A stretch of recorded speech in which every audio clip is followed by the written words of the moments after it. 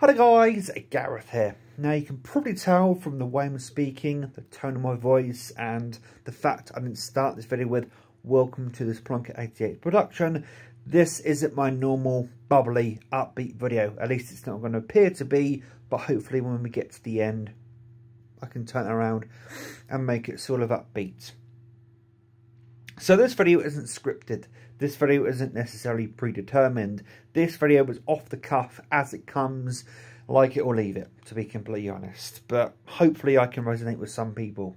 And a video I've literally just watched, which I'll get to in a minute, has just resonated with me, and we'll get to that momentarily. Before we go any further, for the last week I've been watching something called Awesome Games Done Quick, which is a week-long charity event where a bunch of games are speedrun.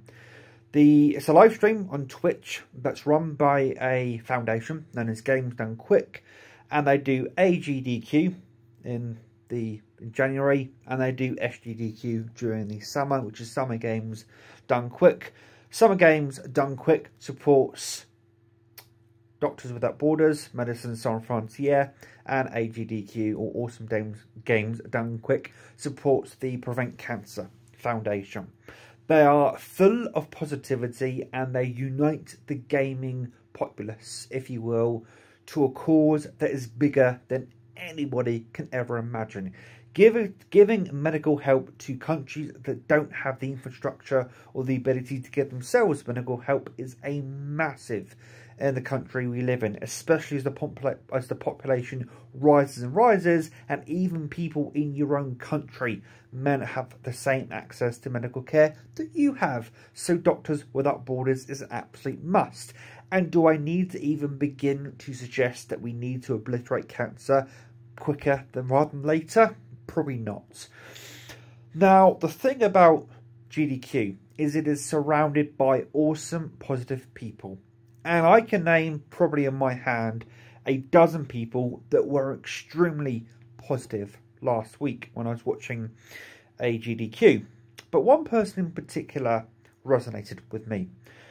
She goes by the handle as Kung Fu Fruit Cup, or Fufu, if you prefer. And she got back from AGDQ on Sunday, and I sat down in the early hours of Monday morning and watched a live stream on Twitch of her talking about her experiences and talking about how much fun she had at AGDQ. Now, she's an extremely positive person.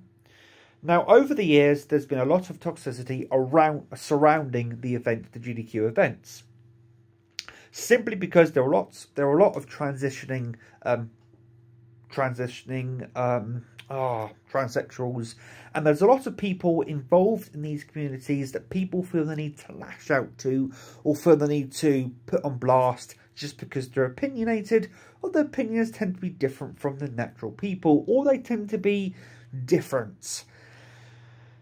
It's funny that gaming is now one of the biggest industry out there. In fact, in the UK, it's bigger than the film industry, and yet people are still coming up with the slur geek as a slur. Geek or nerd or anything like that, I don't think is a slur anymore, but people still seem to come up with using it as a slur.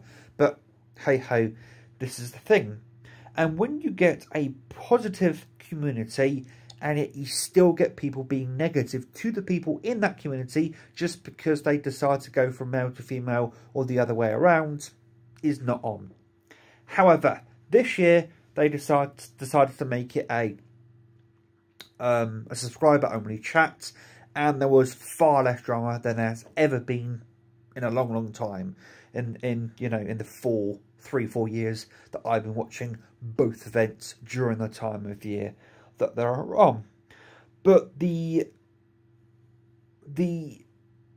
amount of positivity has resonated with me to a point where I'm going to try very, very hard to start being a far more positive person than I have been in a long time, to be completely honest, because it warms my heart. It really does. It warms my sometimes very cold heart, the positivity of these people, and that they can look a troll in the face and smile at them or kiss them or whatever they want to do, rather than reacting in a toxic and, aggressive way. they you know, they turn around with cuddles and kisses and cute bunnies, and the person doesn't know where to turn. So where does this go with me? So, I was on Twitter a minute ago, and I was on Danica Harrod's Twitter, to which she's putting somebody on blast. I don't really know the context of the situation, the drama that's going on, but that's between her and whoever it's going on with. I'm about to name who it's going on with, but this isn't to blow shade at either of these people. So, the person she's putting on blast is Colin Moriarty. I don't know the specific reason why, but anyway.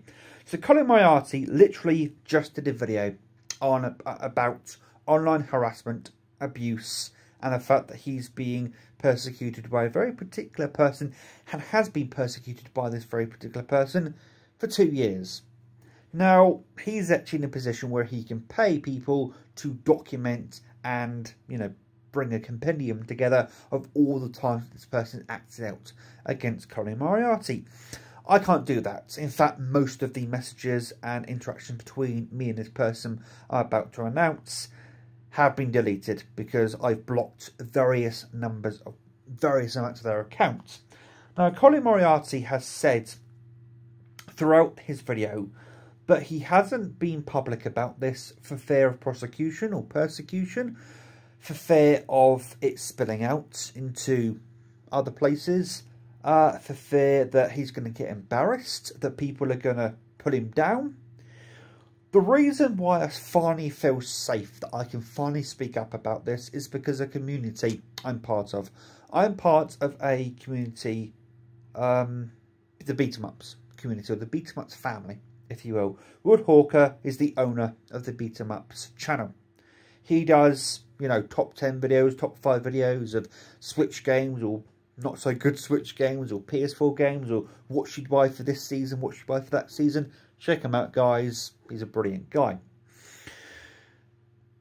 However, there is so much positivity in that chat, and I saw so much positivity, you know, last week during AGDQ, that, and they're positive to the point where I've seen my likes on my videos go skyrocket, completely skyrocket. Up until this point, I would be hesitant to do this because I feel like I would be washed away, or, you know, my voice wouldn't be heard. I feel now that my voice will be heard, and that there'll be enough people battling against what's going on that I can finally speak up about this. I myself have been harassed, abused and persecuted for 4 years at this point. It's at this point I give you examples and pop up on the screen with various screen grabs. As I said, I don't have these screen grabs.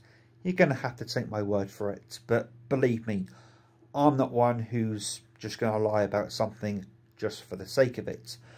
I've been dealing with my own super troll, one might say. I keep mentioning the fact that I deal with a super troll, but I've never actually said who it is.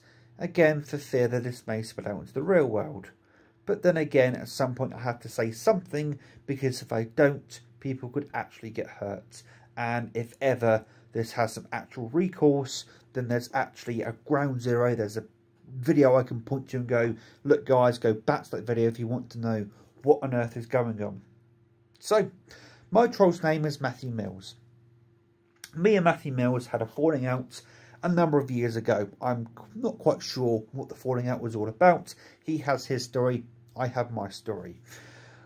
But Matthew Mills has not stopped his tireless and, to be honest, quite childish exploits of trying to get me, I don't know, trying to get me anything. He has called me every name under the sun. He has pointed abuse at my family. He has actually said he wants to rape my sister. He has also admitted he would punch a pregnant woman till she has an abortion. Now, I'm not about to, you know, say what this kind of person is, but I'm sure you can draw your own pictures and your own colourful imaginations what the kind of person this is. He deliberately goes against things I say just to get a rise out of me. But not only that, sometime last year I blocked him. I completely blocked him and any other accounts I knew what to do with him, until I began to see a bit of a pattern forming. And it wasn't until someone else pointed out this pattern was forming that I began to realise the grand majority of people commenting on my videos were all the same person. They were all Matthew Mills, wearing different masks, different guises, different suits, different get-ups, if you will. And some people were being really nice to me, some people were not being so nice to me. Now, he's actually admitted to some people that he's infiltrated my Facebook, or he's infiltrated my friend circle, and he's waiting for the perfect time to drop the bombshell that will explode and cause a ripple among everything.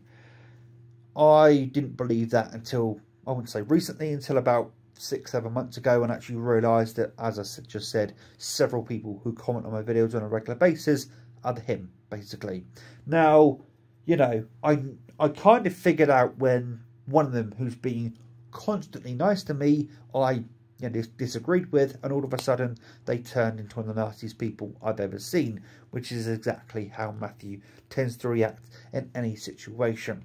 You challenge him, you try and, you know, say a different opinion or give some sort of different point of view or mind state, what have you, he doesn't give a shit. His opinion is the one that counts, and he will push you into the ground until that opinion is heard, so to speak. Now, you know, he still, to this day, still creates accounts and will leave several comments on my videos. And I'm talking, literally the other day, he told me to die. I think he told me I was a cunt and wanted me to die. And, you know, one of the things he said was, get off this platform, you're not going to be heard, you're not going to be, all this kind of stuff. So he just wants to belittle me, he wants to push me down, he wants to stamp me down. He's not going to do it. I'm now putting on blast. I feel like I can put him on blast because I have the support from a community of people that are going to give me the support I need to battle against this. I want to call him a super troll, but he's a bit more than a super troll. So there you have it, guys. I didn't intend to do this video. I've been thinking about it for quite a while now. I've done it now. It's done. I'm going to upload this video now, and you guys now know what's been going on behind the scenes. Thank you very much for listening, guys, and I promise you the next video will be far more upbeat than this one. Until the next video, take care.